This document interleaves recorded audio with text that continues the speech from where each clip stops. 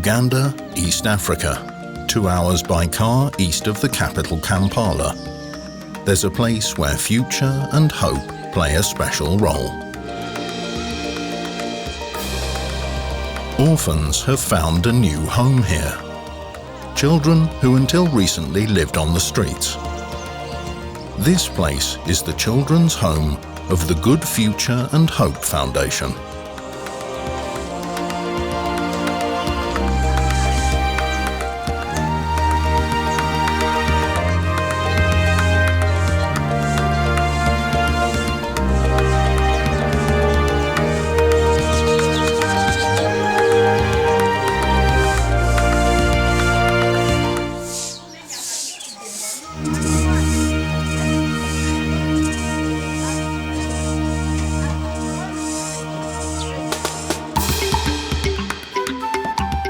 Uganda, the Pearl of Africa. From the savannah in the east to the western rainforest, the country boasts an almost innumerable variety of plants and animals.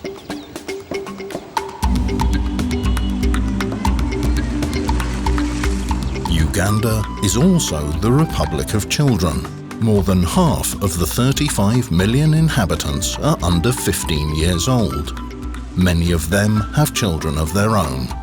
The country has the youngest population in the world. By 2050, the population is expected to increase fivefold. The capital Kampala is already bursting at the seams.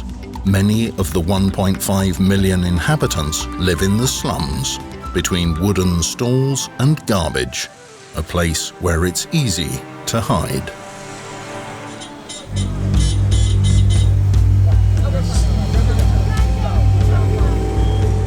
Being a street kid in Kampala means fighting, mainly for survival. Begging, stealing, digging through garbage. That's part of everyday life. There's also the risk of kidnapping, enslavement, and abuse. Many of the children come from the border areas, adjacent to Uganda's crisis-ridden neighbors. Some of them are orphans, others have been abandoned by their families. They were no longer able to feed all their offspring.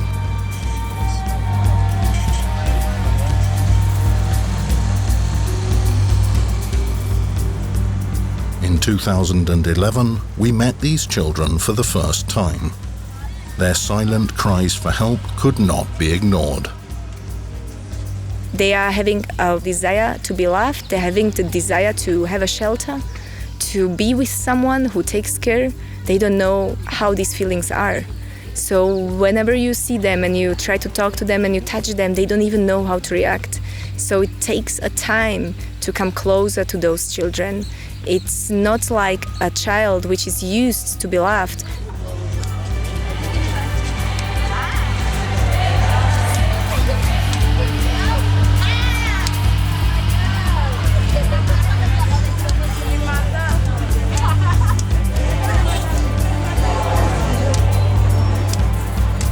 These kids would change our lives. We, that is, first of all, Vieira Liebe. After 10 years as a management consultant, she thought she had seen the world in all its aspects. Until she came to Uganda.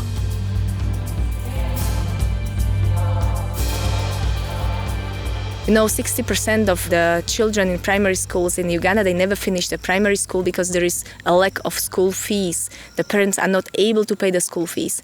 And if the parents are not able, what will be out of these street children who have no parents? Who will help them?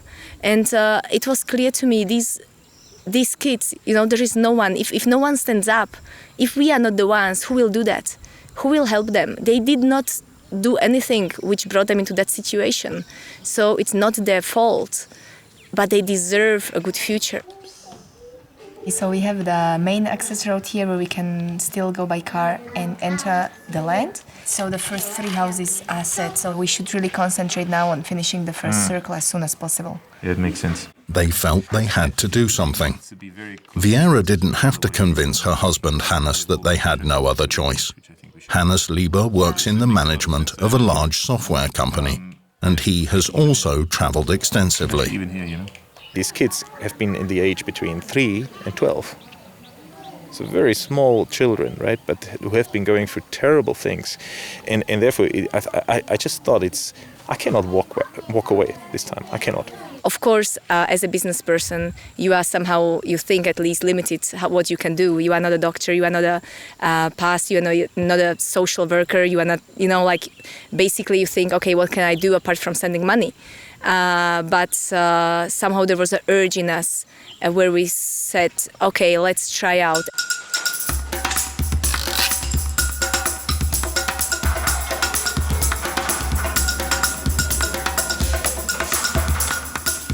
Hands up.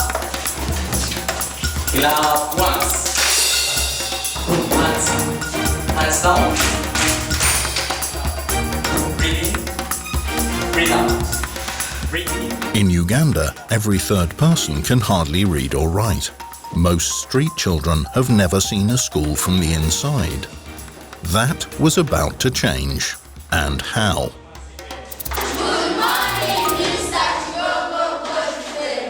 We have children who are very much talented, and even in school they are performing very well.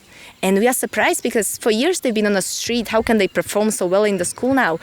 But you see, they've been used to work hard for their life. And you can see those results now also in the school and education when they are provided a chance, they are just taking it.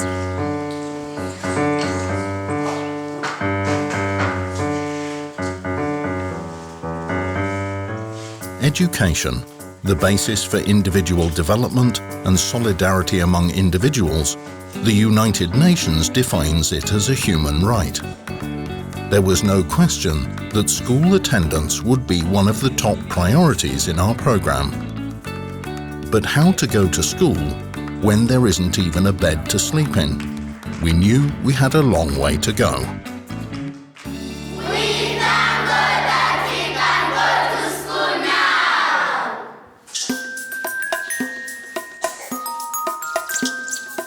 So we bought land and built the first houses. Just like in a Ugandan extended family, 8 children live together in one building.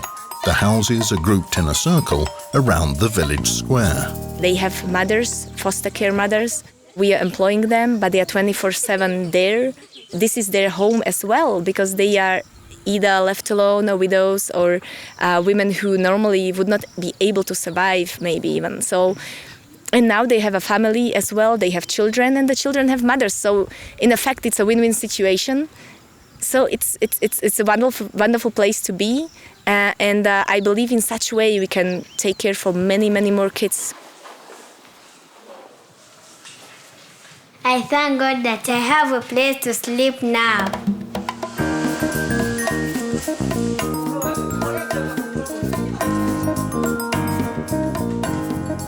Harriet is a good example. After she got pregnant, her husband left her. How could she manage to look after the child, let alone herself? She became aware of good future and hope, a stroke of luck for both sides. Today, she not only cares for her own child, Maggie, 8 more now have a mother.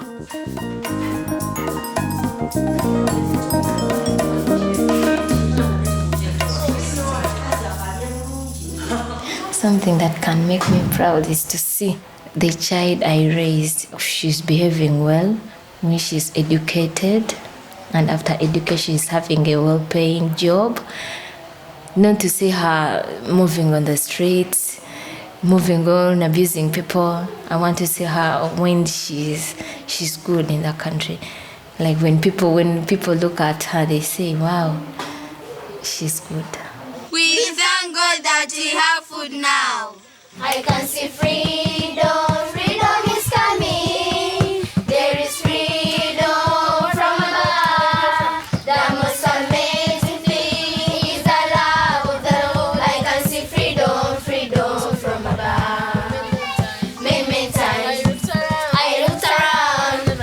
I never fall. Love for my soul. Love for my soul. I turn to Jesus to give me the love. I can see freedom.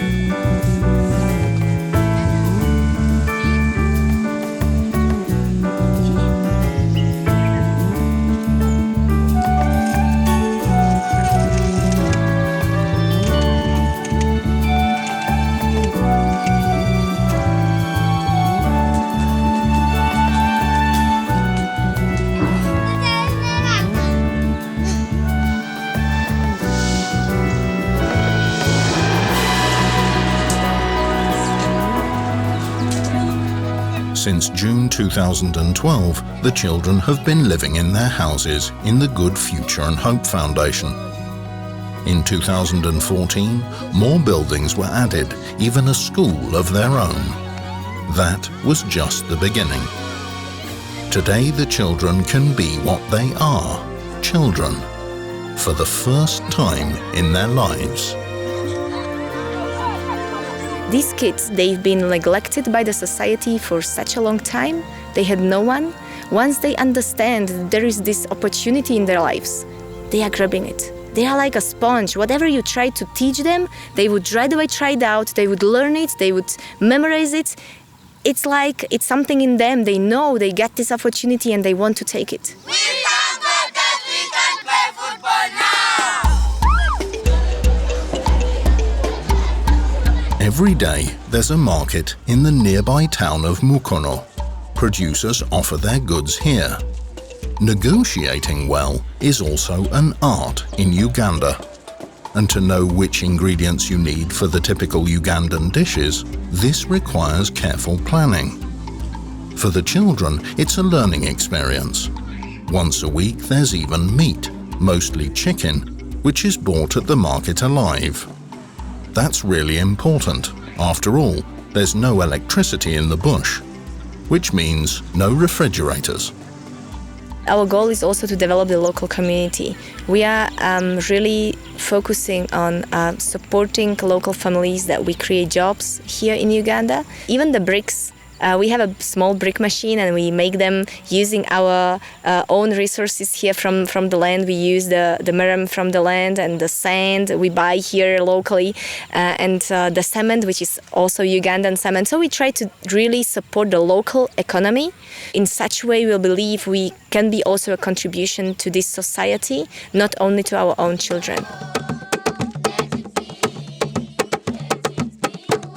Someday, 300 children will find a new home in the Good Future and Hope Foundation, until they're old enough to take responsibility for themselves and for others.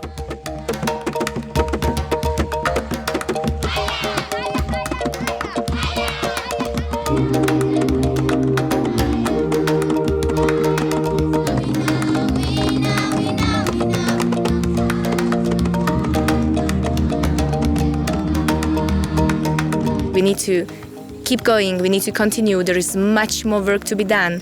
There is many more kids to be rescued and taken from the streets. There is many more kids to be educated and raised in a good way. If kids get this opportunity like they get here, that someone has been stepping up and taking care for them, I believe that they will learn the lesson to step up and take care for someone else. What's that supposed to look like? An English preacher has put it perfectly. Pray, pay, or go.